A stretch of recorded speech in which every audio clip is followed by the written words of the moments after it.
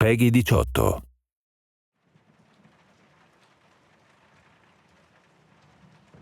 Hello and welcome. My name is Tor Blustad and I'm the game director for Hitman Absolution. Hi everyone, I'm Christian Everdam and I'm the gameplay director on Hitman Absolution. We are very excited and proud to finally share with our longtime fans and everybody else out there what we've been working on very passionately for quite some time now. Indeed, I mean, Agent 47 literally was the start for IO Interactive, and it's by far our largest undertaking to date, building Hitman Absolution.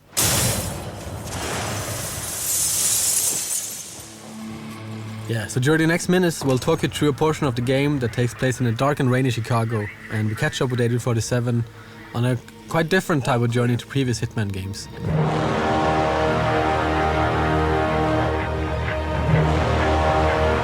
There's a citywide manhunt for him and he's been tracked down to this derelict library. We're showing part of a level which is called Run for Your Life, and it sees Hitman pitted against the Chicago PD. They're hunting him for a reason we cannot get into, but he will have to deal with that situation. Glacier 2 allowed us to build a render also from scratch to fit with the art direction of Absolution, which is a more kind of a dense style. What we see in this playthrough is kind of a noir part of the game, which is following the story. The story and the art direction is quite closely linked, so that as 47 kind of goes through his journey throughout the game, the style of the game and the whole look will change with him. This is a derelict library, right? It's early in the game, and Hitman is seeing some hard times. And later, as he hopefully succeeds, the environments will change to reflect that, right? Yes, and also, I mean, this part of the game is called Run for Your Life. So this is where there's a manhunt. He's been compromised. He's on the run, and he starts empty-handed. So it's perfect for us to show off our mechanics in a natural way, where we kind of build up the character throughout this playthrough. And as you can see here, coming up is one of the new features we introduced in Absolution, which is Instinct. Yeah. As you've seen, Agent 47 can sense his enemies through walls, and he can see or try to predict the path they're going to take. And this feature is something that allows for actually looking at what the AI is doing in the 3D world instead of other places and trying to figure out what to do. But also it was also a feature that got added when the AI got so complex and hard to handle for us and the team. We needed some tools for ourselves to actually make sure that we could play the game. So we're thinking, how could we make it easier for the player to avoid this kind of trial and error where you just kind of stumbled onto an AI and they kind of just came down on you. Instinct is also an economy, right? So it fuels a lot of the abilities that Agent 47 has at his disposal. And this also means that, how much you use it will also depend on what difficulty you're playing the game. On the easier difficulties, it will be quite abundant. But on the harder difficulties, you have to really make some choices about what you want to do. Do I want to check for enemies? Do I want to use my disguise powers? Or what do I want to do? Can't find him at the light. Yeah, I hear you. I hear you. Oh. We can see Agent 47 is messing around with poor Fisano. I think when this trailer went live, we got a lot of feedback on the Fisano character, right? Just that the Sarge is, giving a hard time, and why did we kill him and all that stuff. And obviously, we wanted to show just how much you can actually invest emotionally in a simple police officer, and by choosing to kill him in the end, you actually you kind of feel how much you're actually attached to this guy even if it's only for minutes, right? And obviously you are free not to kill him. It's perfectly up to the player, completely up to the player what he wants to do. Yeah, I mean we are kind of showing off one kind of version of a Hitman in our playthrough, but it's all up to the player when they eventually get their hands on this by themselves to choose which kind of Hitman they want to be here and how they want to play out. If they want to kill the Sarge because they think he's an asshole, that's perfectly fine. It might be a little difficult to get to him because he's kind of surrounded by cops, but it is possible. And if you want a little kind of poetic justice in your playthrough, knowing our players, I think quite a few will.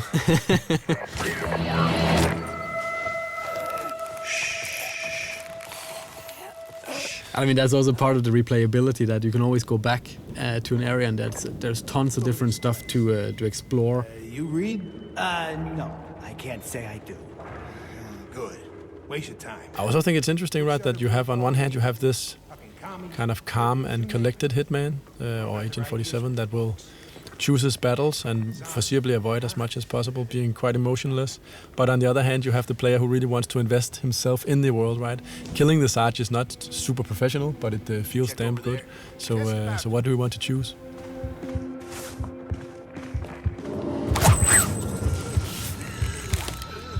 We've been spending a lot of time with our AI trying to build it's the most complex AI we built to date, and we have what we call an intelligence spectrum that allows the AI a far more nuanced behavior than ever before. While in the old games it was very kind of binary or kind of black and white, that you went into a situation and if either they knew you or they didn't. If they found you out, every AI in the world, every NPC would just come down on you and try to kill you. Yeah, I mean, in this playthrough, if the police haven't seen you killing anyone and they actually discover you, their first notion is not to start shooting, it's actually to try to arrest you. And based on the arrest situation, you can actually come out of it in quite a few different ways, where only a few of them actually lead to combat. You can still evade them and all that stuff. So it's much more grayscale, and it's a part of building this living and breathing world we really wanted, right? Where the environment is fairly rich and the character interaction is rich. So you kind of, you get a feeling that this could be a real place. That's one deep hole. Hey, you think you'd survive that drop? Improvised weapons, as you will see with this, here we have a bust. Just say it. We call improvised weapons like a number of props here that 47 can use. The improvised weapons have obviously some gameplay relevance in the sense that they do some quick and clean kills, but it's also a choice of style, basically, as also we see later in the hippie apartment. It often has this dark humor twist to it, which items you choose and how do you want to apply them to the AI, if we can talk about it like that.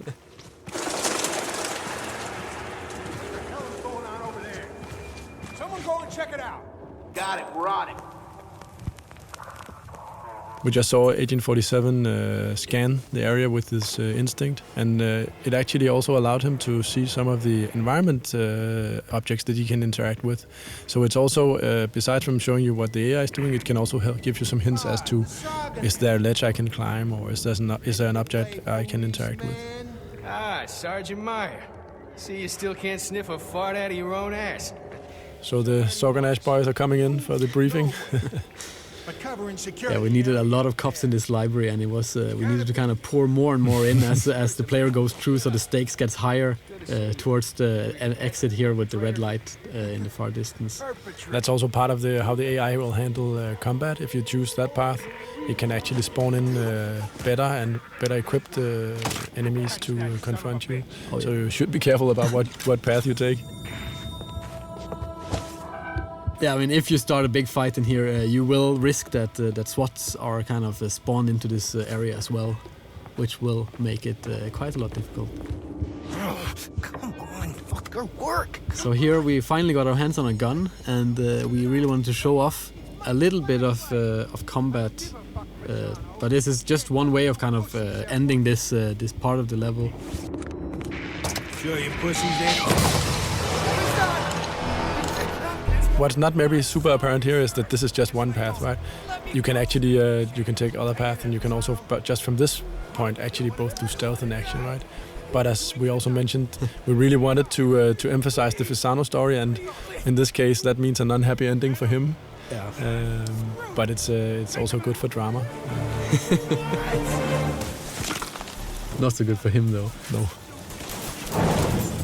And as you can see, hopefully that the whole action part of Absolution, shooting weapons and all that stuff is something we gave an upgrade, a literal upgrade from the previous games, right? We have a cover system, aiming and shooting feels snappy and responsive.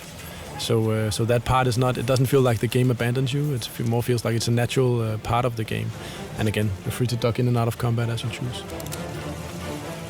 Yeah, I mean, if you retreat from combat, then they will eventually stand down and maybe not into talking about their daily lives anymore, but at least into something more forgiving.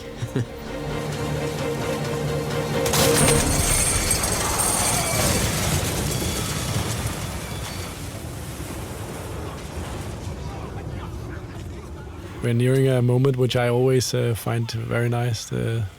the reveal of the Chicago, right? Because the skyline.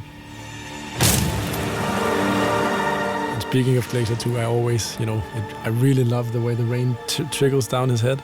It's really, the skin shade and the reflections there are pretty nice. Yeah, they have been spending a lot of time on that. Since we don't have hair on our main character, it's all about what kind of environmental effects we can make on him and his suit.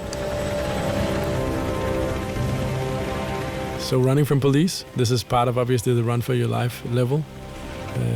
Agent 47 is hunted by police, and this is something we really wanted to show. Allow ourselves sometimes to just set the stage a little bit. And this is obviously a more tight linear sequence. But again, we're talking about NPCs and kind of characters of the game, and we really wanted a helicopter that was kind of like a personal helicopter, like it was humanized and not just like a hunk of metal with a huge gun.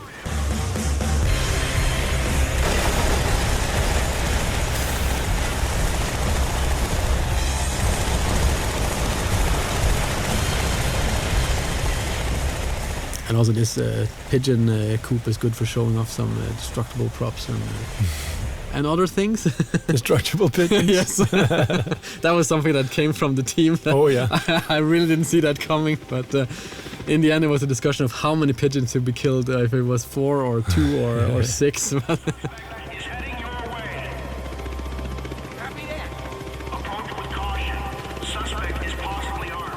Another feature that makes a return in Absolution is obviously the disguise gameplay, and it's always been central to the franchise, this ability of Agent 47 to impersonate the people around him, right? Take their clothes as disguise. But it's something also, I mean, we never really got the time to explore what this mechanic really could do, and we always wanted to do more with the disguises in the old games, but we never kind of found the time or had the people to do it. I really wanted this feeling of hiding in plain sight. That's been the theme throughout the talk of what do you do in a disguise. As we can see later, that's coming up. But also just the feeling of actually walking around where people don't really know who you are. It's quite powerful. It's an experience that is very close to the Hitman games. And as we can see, Hitman is slowly approaching the hippie apartment. And I think that's very interesting in terms of how do we build a new AI, what do we mean when we talk about doing new stuff. And in this case it introduces the concept of a trespassing zone.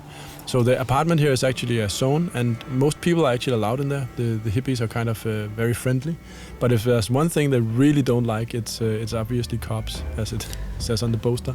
So coming here disguised as a police officer is maybe not the best idea, and that's why also Agent 47 will have to duck and weave a little bit in here. We're so busted, man! Ugh, fucking pigs! Bro, dude, calm down. Maybe they just want to chill, you know? They don't want to. Yeah, this is also, I mean, this is from a topical point of view, we really wanted a lot of diversity in the game and also being able to mix it up. So we have this very serious playthrough so far, and then adding this kind of very ridiculous setting of the hippies kind of flushing pot out the toilet. Come on, flush, you piece of shit toilet! It's a big part of Absolution is kind of trying for us to fit together the most kind of unexpected things for the player. So as they walk through the game, they never really know what's around the next corner, and they always would kind of want to play just to see what the hell is up next, right? Mm-hmm. And yeah, here's one of these improvised weapons, the bong, one of my favorites. Yeah, and you can see. Yeah, they're cool. You notice we have a small challenge also going off there, killing someone with a bong. And throughout the game, there are a multitude of different challenges you can try to pursue as a player. And this is also tied into all the different weapons, the improvised weapons and others, that the way you use them is also tied into all these challenges. So here coming up is actually the use of the instinct power while wearing a disguise. So this will allow Agent 47 to fool enemy AI for a brief period while burning off instinct. And yeah, one of the new things you can do in Absolution. Probably got called down. You going down? Wow. Characters is in general very important for us to have kind of pretty unique and interesting characters for the players to meet throughout the game. This guy is actually he's living here in Copenhagen. He's called Ola, I think. He's a musician, and we've face scanned I don't know how many 100 people for the game in general and kind of mixed and matched them up. No, we haven't got any reports. No eyewitnesses from anybody. For the ending of this playthrough, we really wanted kind of a big ending, and we made this lobby area that really it kind of cries out for a big shootout. But instead of doing that, we kind of wanted to show off another one of the disguise mechanics, which we call hiding in plain sight. Which in the case of the police officers, it's using these kind of donuts that are kind of placed around the level. I mean, and throughout the game, you'll have to learn or figure out which disguise fits with which environment interactions, and this is a good example of it. Also, just saying that it's still very much a stealth or outsmarting game, so most people will not choose necessarily to shoot people as their first choice. But I mean, for those that really want a big fight, I mean, they can always just bring out some guns and try. We're coming to the end, which also features another very, very big thing for us, which has always been a part of the Hitman games as well, which is the crowd system. And it's safe to say that this time around it's also seen quite a development, something you can look forward to. Yeah, this is just a little tease. Yeah, definitely. So, but thanks a lot for watching and taking these 17 minutes with us. And thank you for all your good comments and all the nice feedback we've been getting so far.